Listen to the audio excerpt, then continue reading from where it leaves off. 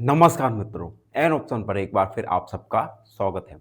अगर आपने an option को सब्सक्राइब नहीं किया, तो प्लीज़ एन ऑप्शन को सब्सक्राइब कीजिए। मित्रों, हम एक्सरसाइज 12.1 के 12.2 के ओवरव्यू में रोटेशनल सिमेट्री के बारे में जान चुके हैं। एक बार जल्दी से रिकॉल करते हैं हम रोटेशनल सिमेट्री के बारे में।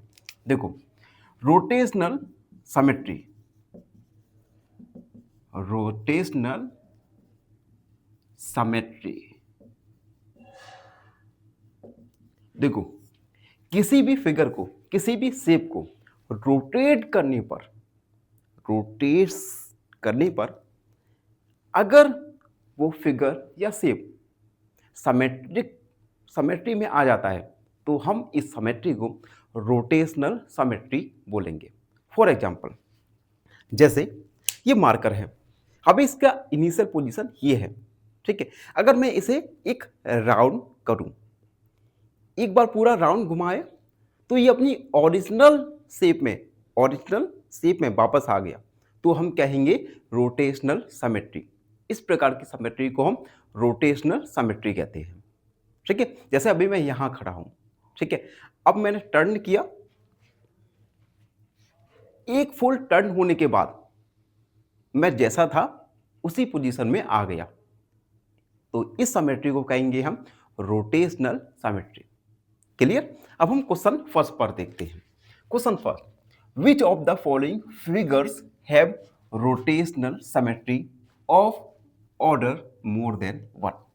देखो, अब रोटेशनल सिमेट्री, ये जो फिगर्स हैं, इन सब में रोटेशनल सिमेट्री है, लेकिन क्वेश्चन में कहा गया है हमें ऐसे फिगर्स फाइंड करने हैं जिसमें rotational symmetry, order of rotational symmetry more than one हो।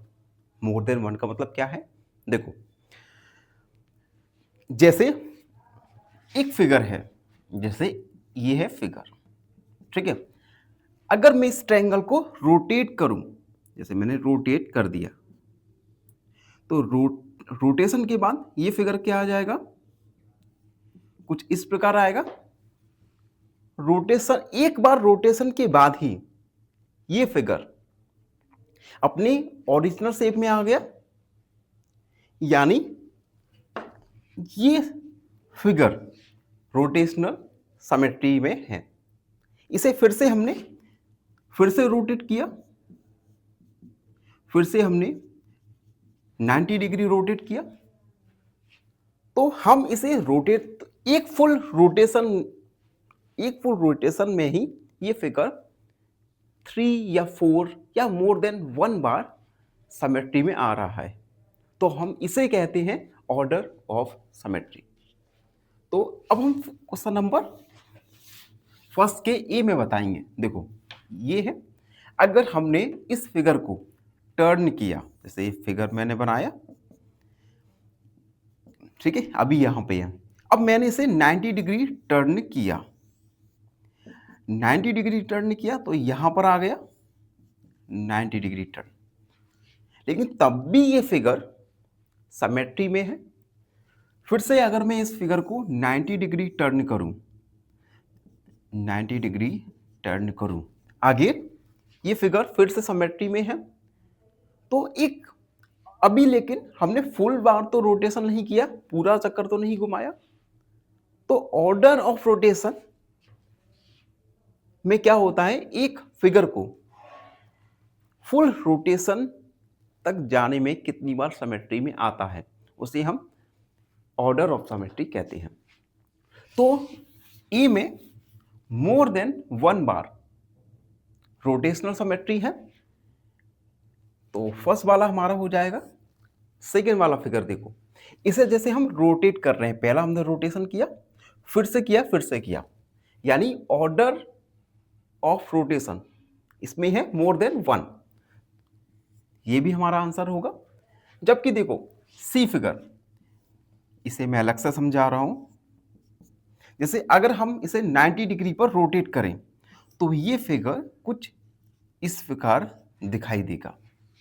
उसके बाद 90 डिग्री फिर से हमने घुमाया, तो कुछ इस प्रकार दिखाई देगा। यानी इस फिगर को हम एक बार कंप्लीट रोटेट करेंगे तभी ये सिमेट्री में आएगा। तो ये हमारा इस क्वेश्चन के लिए आंसर नहीं होगा। डी वाला देखो, हमने इसे रोटेट किया, तो अब जब हम इसे रोटेट करेंगे 180 बार रोटेट करेंगे तो कुछ इस प्रकार दिखाई देगा, और फिर से रोटेट करेंगे 180 बार अगेन, तो फिर से ये अपने सिमेट्री में आ जाएगा। तो ये भी इंक्लूड होगा आंसर में। एंड ये फिगर देखो, ये हमने रोटेट करेंगे, पहली बार रोटेट करेंगे तब भी ये सिमेट्री में आएगा, दूसरी बार करेंगे तब भी सिमेट्री में आएगा, एंड अगेन सिमेट्री में आएगा। तो ये फिगर भी हमारे आंसर में इंक्लूड होगा। एंड लास्ट वाला भी हम इसे रोटेट करते जाएंगे तो ये भी हमारा आंसर में इंक्लूड होगा। तो हमारा आंसर होगा A, B, D, E and F.